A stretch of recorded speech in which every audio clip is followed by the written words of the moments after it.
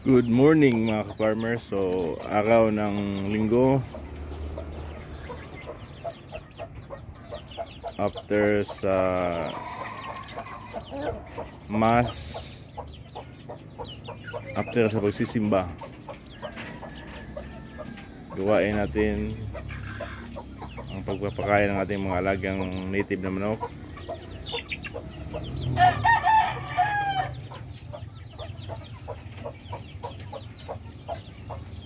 So ang pinapakain natin mga ka-farmer ay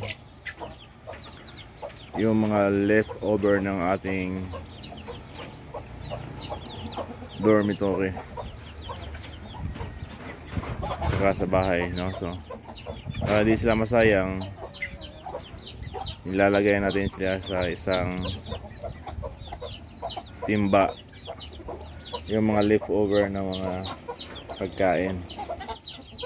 At yan ang pinapakain natin sa ating mga alagang manok. Para yung commercial feeds na binibili natin ay matipid. So yan mga kaparmero, makikita ninyo ang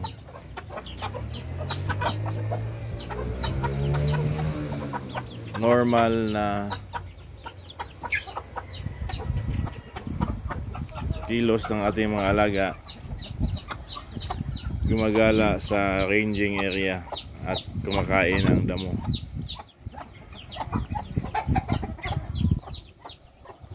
So makakatipid tayo sa commercial feeds na bibili natin. So ganyan ang negosyo, dapat kahit konti, kahit maliit ay may kita, no? So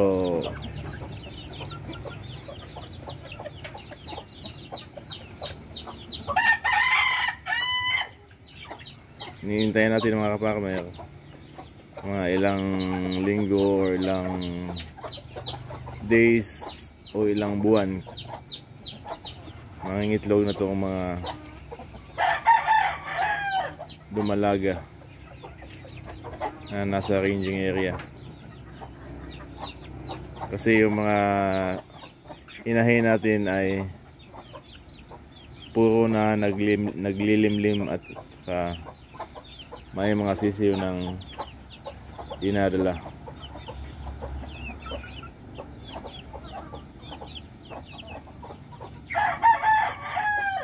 So hanggang sa muli,